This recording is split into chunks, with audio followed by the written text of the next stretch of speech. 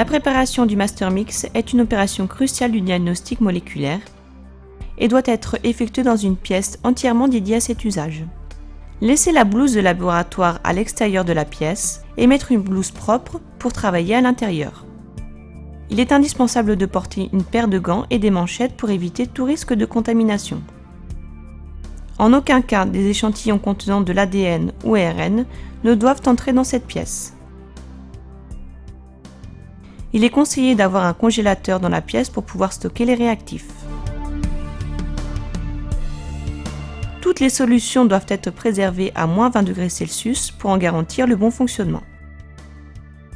Tous les réactifs doivent être décongelés dans la glace à l'exception des enzymes, c'est-à-dire la reverse transcriptase et la Taq polymérase, qui doivent rester à moins 20 degrés Celsius jusqu'à leur utilisation pour éviter qu'ils ne se dégradent.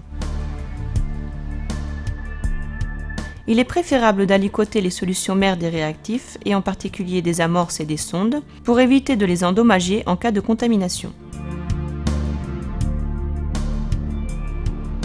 Vortexer et centrifuger chaque réactif avant de les utiliser afin d'éviter la formation d'un dépôt de matériel au fond du tube.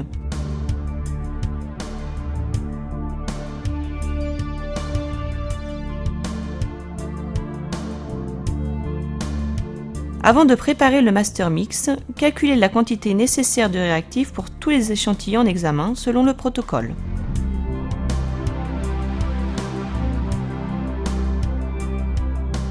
Les témoins positifs et négatifs doivent être pris en compte dans les calculs.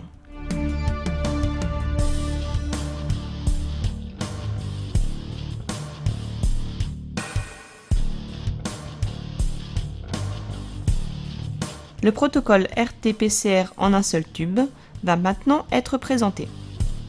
Lors de cette procédure, la transcription inverse de l'ARN et l'amplification de l'ADN se déroulent dans le même microtube.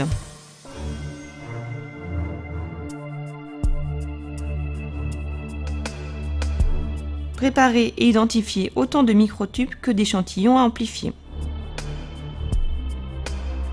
Pour garantir une distribution homogène de tous les réactifs de la PCR, il est recommandé de préparer le mix dans un seul tube et, par la suite, alicoter la quantité nécessaire dans chaque microtube de PCR.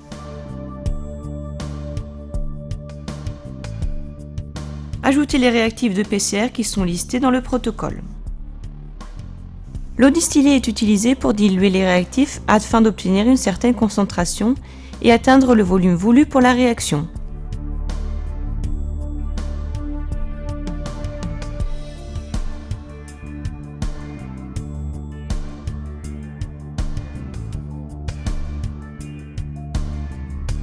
Le tampon de la Taq polymérase est utilisé pour stabiliser le pH du milieu réactionnel afin d'optimiser l'action de la Taq polymérase. Le chlorure de magnésium a un rôle crucial pour l'activité de la Taq polymérase car il agit comme un catalyseur enzymatique. Notez que dans quelques kits, le chlorure de magnésium est inclus dans le tampon. Les désoxynucléotides seront incorporés dans un nouveau brin d'ADN grâce à l'action de la Taq polymérase sur le brin matrice. Les amorces sens et antisens sont de courtes séquences de nucléotides complémentaires aux régions qui encadrent le segment d'ADN d'intérêt. Elles fournissent un point d'initiation pour l'élongation de la nouvelle molécule d'ADN synthétisée par la Taq polymérase.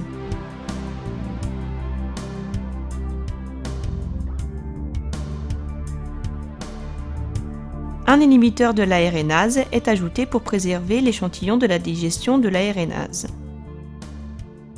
En ce qui concerne la préparation du master mix pour le PCR en temps réel, une sonde fluorescente est ajoutée au mix. Il s'agit d'une courte séquence nucléotidique complémentaire à la séquence d'intérêt située entre les amorces. Cette sonde peut être liée à un colorant fluorescent. Notez que les sondes doivent être maintenues à l'obscurité pour éviter la dégradation de la fluorescence. Pour finir, ajoutez les enzymes contenues dans le kit conformément aux quantités prescrites par le fabricant. Elles doivent être conservées à moins 20 degrés Celsius jusqu'à leur utilisation. La Taq polymérase est une enzyme thermostable. Celle-ci est capable de reconnaître le complexe amorce-sonde et de synthétiser le brin complémentaire d'ADN en ajoutant des nucléotides aux amorces. Dans le cas d'un protocole one-step, la transcriptase inverse est nécessaire pour produire l'ADN complémentaire à partir de l'ARN. Lorsque les réactifs ont tous été ajoutés au mix, vortexer le tube afin de bien les mélanger et enfin centrifuger brièvement.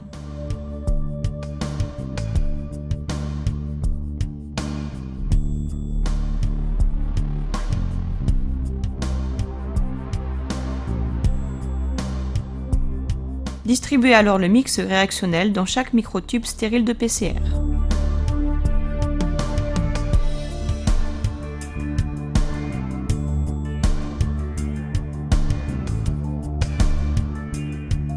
Maintenir les microtubes dans la glace lors du transport vers l'autre pièce pour l'ajout de l'échantillon.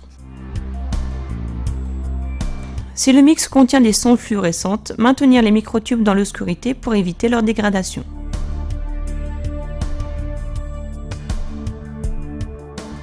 Après chaque session de travail, il est fortement conseillé de nettoyer la paillasse et les pipettes à l'aide d'une solution d'eau de javel à 0,5%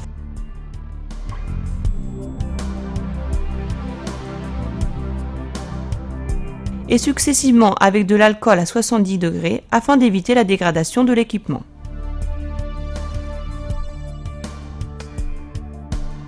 Après la dernière session de travail de la journée, fermez la hotte et laissez allumer les UV pendant toute la nuit. Il est conseillé de mettre les pipettes dans une boîte fermée à l'extérieur de la hotte afin d'éviter que les UV ne les dégradent.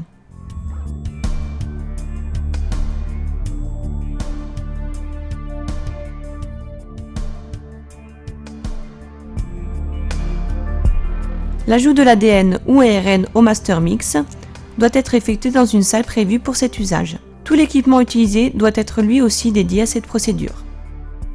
Conservez les échantillons d'ARN et les microtubes de PCR contenant le master mix dans la glace pour éviter la dégradation de l'ARN ou des enzymes.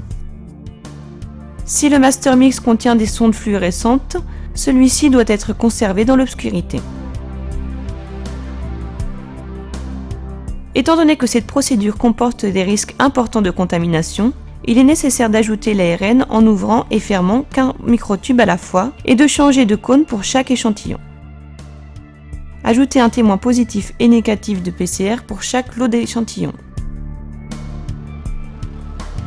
Le produit final des échantillons positifs de la PCR est appelé amplicon et est composé de plusieurs millions de copies de fragments d'ADN de longueur définie. Il est fortement conseillé de nettoyer la paillasse après chaque session de travail comme démontré précédemment.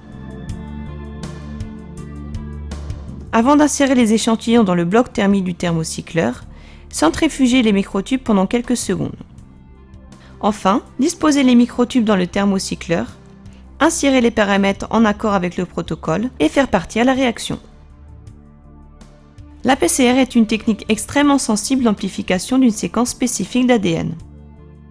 Il est essentiel pour le bon déroulement de la PCR que l'échantillon diagnostique contienne au moins quelques copies de brins intacts d'acide nucléique, ADN ou ARN, qui englobe la région à amplifier et que les impuretés soient suffisamment diluées pour ne pas inhiber la polymérisation.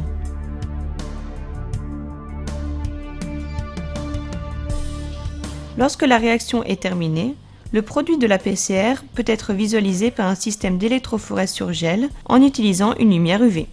Les amplicons obtenus peuvent être conservés plusieurs jours à 4 degrés Celsius.